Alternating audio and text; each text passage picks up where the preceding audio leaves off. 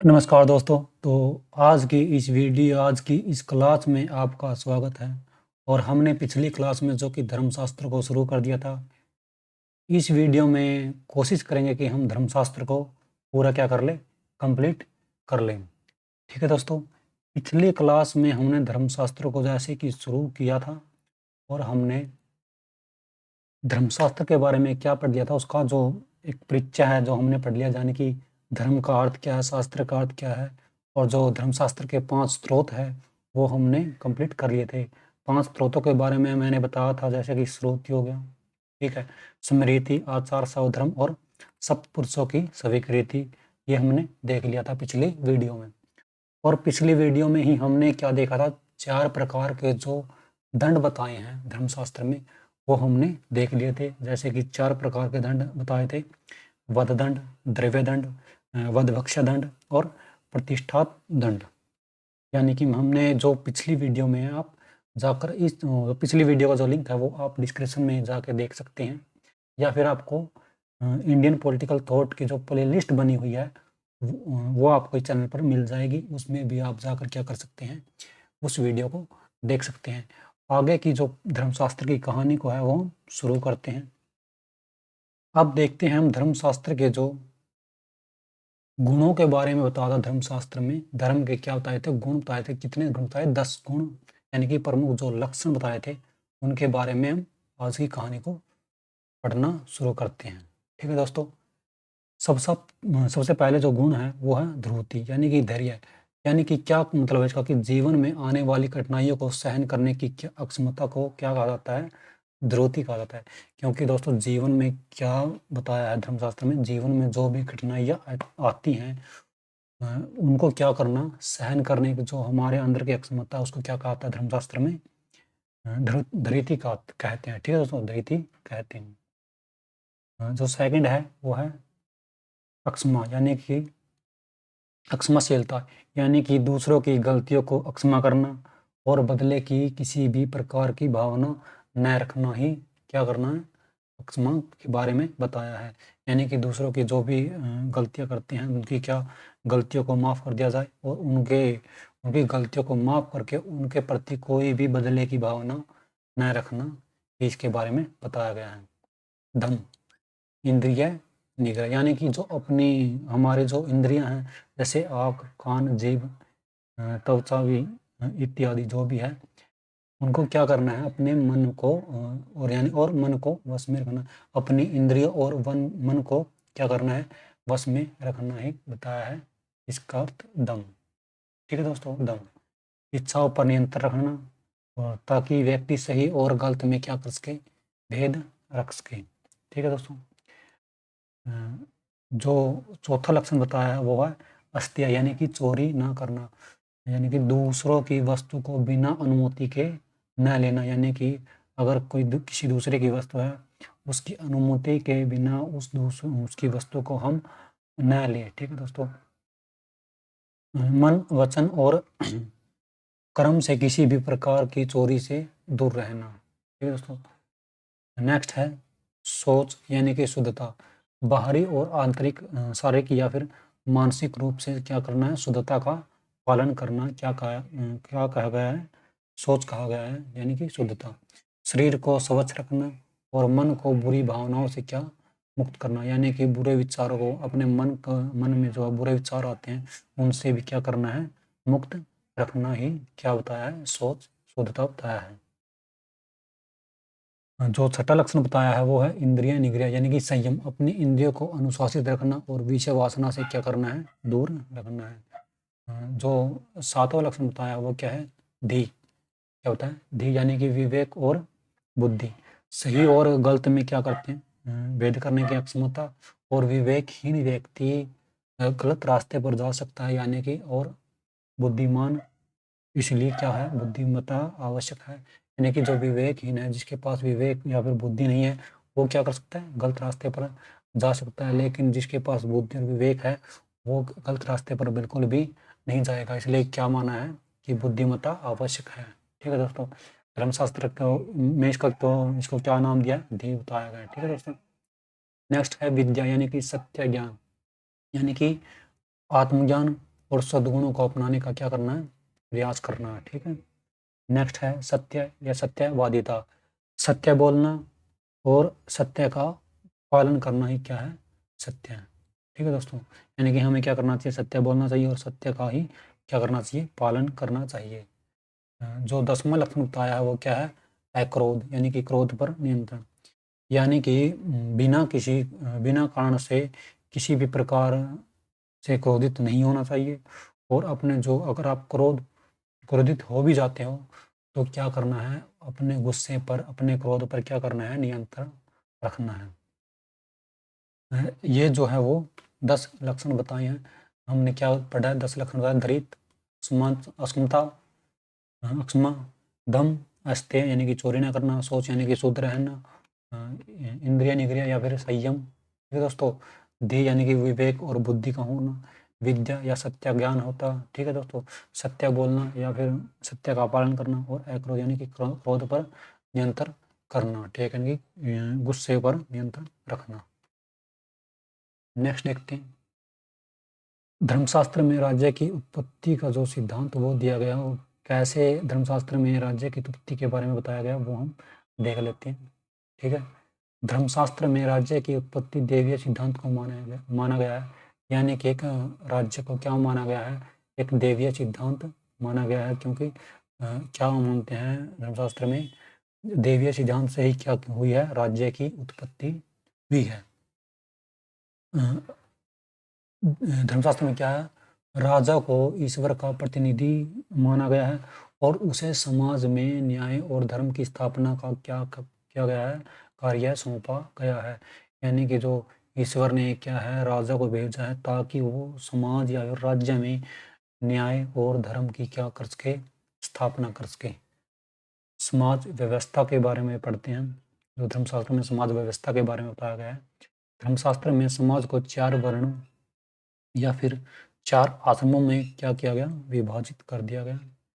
वर्णों के बारे में हम देखते हैं पहले। वर्ण पर कितने कितने बताए हैं, 4 वर्ण बताए हैं, ब्राह्मण, क्षत्रिय, वैश्य, शूद्र। इनके वर्णों के अपने अपने कार्य बताए हैं कि ये क्या क्या अपने धर्म में रहकर क्या क्या कार्य कर सकते हैं, करते हैं। ब्राह्मण क्या करेंगे, यानी कि शिक्षा, ज्ञान, यज्ञ और धर्म का प्रचार का कार्य करेंगे। क्षत्रिय क्या करेंगे, राज्य की रक्षा करेंगे, शासन करेंगे और युद्ध का क्या करेंगे, संचालन करेंगे। इसी प्रकार वैश्य कृषि करेंगे, व्यापार करेंगे और धन का प्रबंधन करेंगे। शूद्र समाज के अन्य वर्णों की सेवा और श्रम कार्य करेंगे, यानी कि मजदूरी कार्य करेंगे। हालांकि यह व्यवस्था कर्म आधारित थी, लेकिन बाद में क्या हो गई, जन्म आधारित हो गई। अब देखते हैं आश्रम व्यवस्था क्या थी धर्मशास्त्र में। आश्रमों को भी 4 प्रकार से विभाजित किया गया है। ब्रह्मचर्य, गृहस्थ आश्रम, वानप्रस्थ आश्रम और संन्यास आश्रम। ब्रह्मचर्य आश्रम है जो वो क्या है, यानी कि विद्यार्थी जीवन को बताया गया है और शिक्षा ग्रहण करना ही ब्रह्मचर्य आश्रम में बताया गया। यानी कि इसको एज कैटेगरी में भी बांटा गया है, यानी कि शायद 0 से 25, 25 से 50, 50 से 75, 75 के ऊपर के हैं जो संन्यास आश्रम में आ जाते हैं। ठीक है, पहले क्या होगा, व्यक्ति के क्या करेंगे, विद्यार्थी जीवन बिताएंगे और फिर शिक्षा ग्रहण करेंगे, इसी में क्या उनका ब्रह्मचर्य होगा। ठीक है, और गृहस्थ जीवन, यानी कि गृहस्थ जीवन विद्यार्थी जीवन जीने के बाद और शिक्षा ग्रहण करने के बाद क्या करेंगे, वो गृहस्थ जीवन को व्यतीत करेंगे, जैसे कि विवाह कर लिया, फिर परिवार और पारिवारिक जीवन जी लिया और समाज की क्या कर ली, सेवा कर ली। और फिर जो वानप्रस्थ आश्रम उनका जो शुरू होगा वो क्या होगा, सारी की सारी सांसारिक मोह माया यानी कि परिवार और संपत्ति को छोड़कर क्या करेंगे, वो केवल और केवल क्या करेंगे, समाज की सेवा करेंगे। सांसारिक मोह माया को छोड़कर संसार की सेवा करेंगे। उसके बाद क्या करेंगे, संन्यास आश्रम, यानी कि संपूर्ण रूप से वैराग्य लेकर आध्यात्मिक जीवन जिएंगे। ठीक है दोस्तों, धर्मशास्त्र की हम विदेश नीति को या फिर राजनीतिक जो कूटनीति है उसके बारे में हम अब देखते हैं।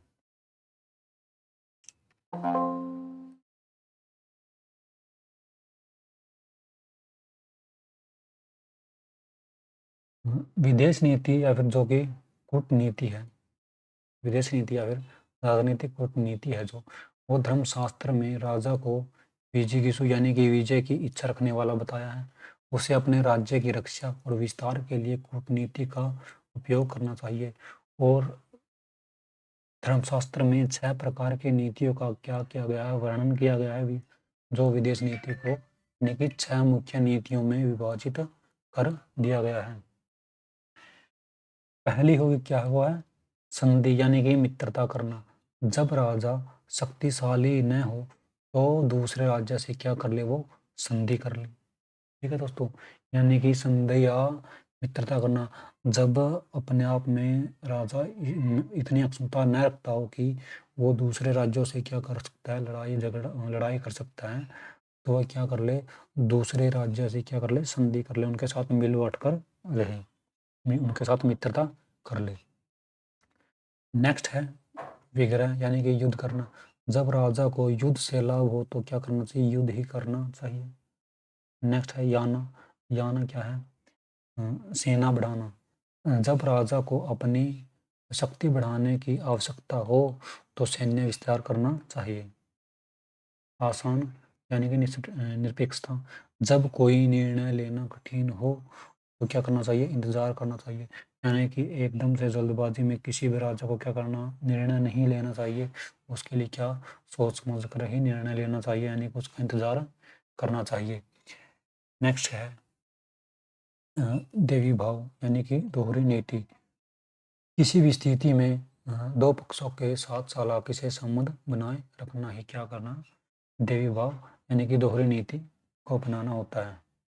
यानी कि जो एक राजा होता है वो चालाकी से एक राजा के साथ भी अच्छे से संबंध बना ले, वो दूसरे राजा के साथ भी अच्छे से संबंध बना ले, भले ही उनकी आपस में लड़ाई झगड़ा वैसे से चल रहा हो।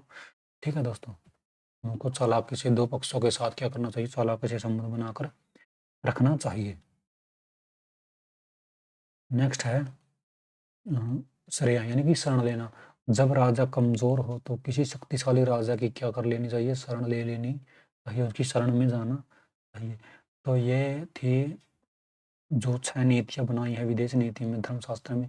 संधि करना यानी कि मित्रता करना, विग्रह यानी कि युद्ध करना, याना यानी कि सेना को बढ़ाना, आसान आसान यानी कि निरपेक्षता, यानी कि कोई का निर्णय नहीं, अगर अगर कोई कठिन निर्णय हो तो उसके लिए इंतजार करना चाहिए, ऐसे ही जल्दबाजी में कोई निर्णय नहीं लेना चाहिए। देवी भाव यानी कि दोहरी नीति को अपनाना, और सरिया यानी कि शरण लेना। कूटनीति के जो कूटनीति के उपाय, राज्य को राज्य विस्तार और रक्षा के लिए 4 उपायों का क्या करना चाहिए, पालन करना चाहिए। यानी कि राज्य के जो विस्तार है, राज्य का जो विस्तार करना चाहिए, उसके लिए क्या बताया गया है कि राजा को 4 उपायों का क्या करना चाहिए, पालन करना चाहिए। 4 उपाय आपको पता भी होगा, साम दाम दंड भेद, आपने पढ़े भी होंगे या फिर सुने भी होंगे। साम मतलब कि समझाना, यानी कि पहले आप शांतिपूर्वक ढंग से उसके साथ बातचीत करेंगे, समझाएंगे। अगर वो नहीं समझता है तो आप दाम यानी कि धन देकर उसको खरीदने की या फिर संतुष्ट करने की कोशिश करेंगे, ताकि वो समझाने से अगर न समझ रहा तो आप पैसे वैसे देकर या फिर धन देकर क्या कर सके, उसको शांत कर सकें। ठीक है, उसके साथ मित्रता का भाव बना सके। अगर वो फिर भी नहीं माना तो क्या करना चाहिए, दंड यानी कि युद्ध ही करना चाहिए। जब शत्रु अन्य उपाय से नहीं मानता तो युद्ध करना ही एक उपाय रह जाता है।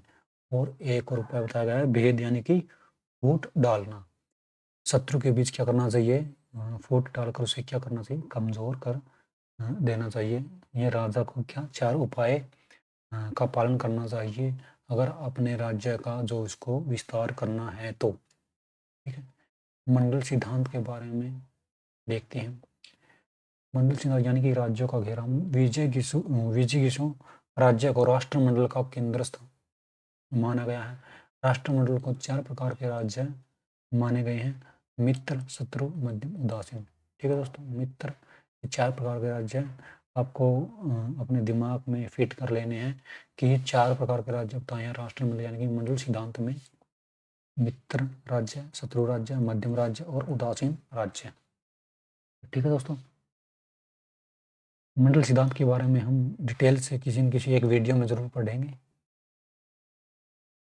नेक्स्ट चलते हैं हम कर व्यवस्था की ओर, यानी कि राजस्व नियम।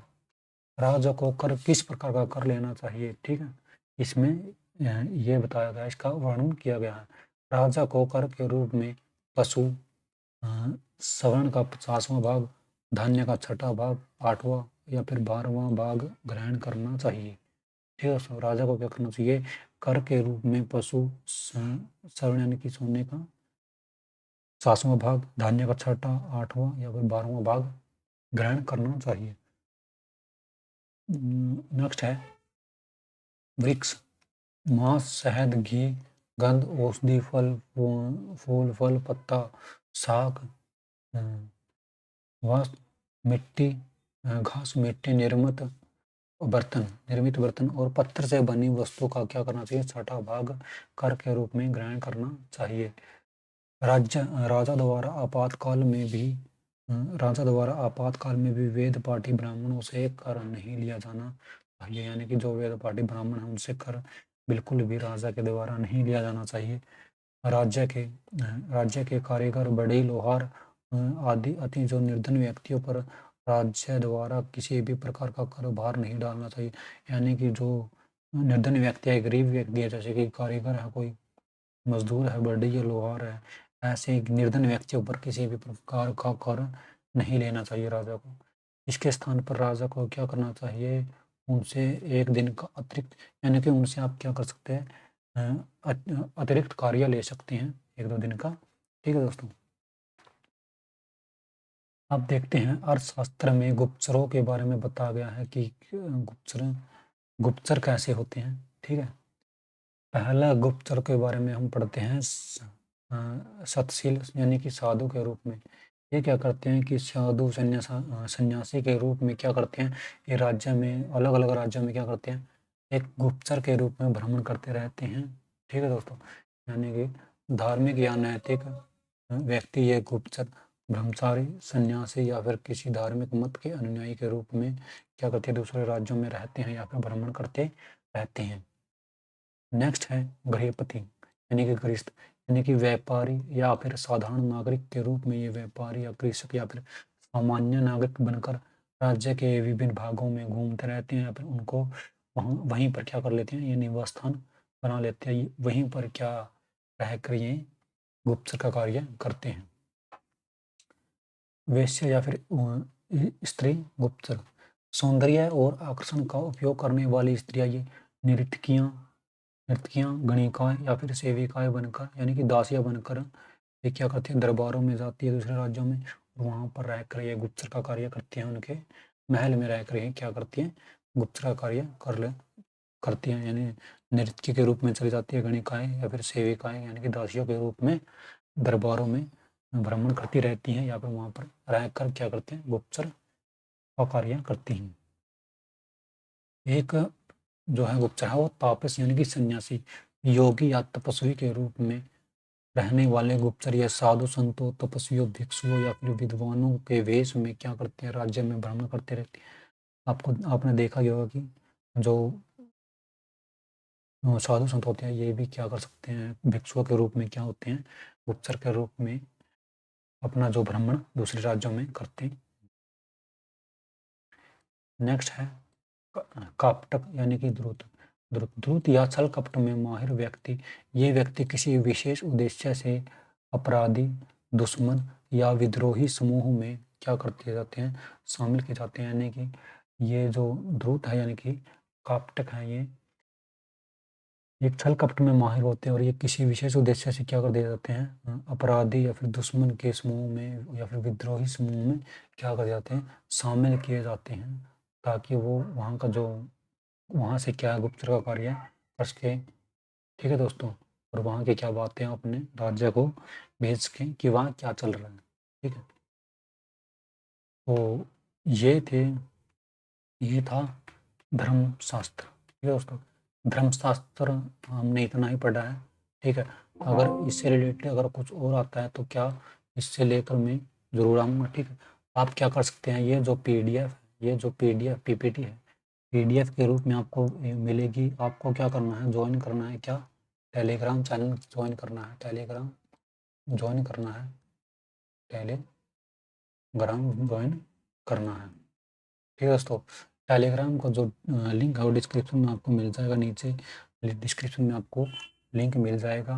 वहाँ से आप क्या कर लीजिए, इस टेलीग्राम चैनल को ज्वाइन कर लीजिए। टेलीग्राम चैनल का नाम है मंजीत कालवन, आपको मिल जाएगा, लिंक मिल जाएगा। आप सीधे आप उस टेलीग्राम चैनल पे आप पहुँच जाएंगे, ठीक है। इसकी ये जो पीपीटी है आपको पूरी की पूरी आपको वहीं पर टेलीग्राम में पीडीएफ के रूप में मिल जाएगी, ठीक है दोस्तों। तब तक आप इसको क्या करें, वीडियो को देखें या फिर रिवीजन कर सकते हैं वीडियो में। तब तक मैं आपके जो इस टेलीग्राम ग्रुप में है वो ये पीडीएफ में डाल दूंगा, ठीक है दोस्तों। तो ये था क्या हमारा धर्मशास्त्र। नेक्स्ट वीडियो में किसी नई थंकर को पढ़ेंगे। तो इस वीडियो में इतना ही, मिलते हैं अगली वीडियो में।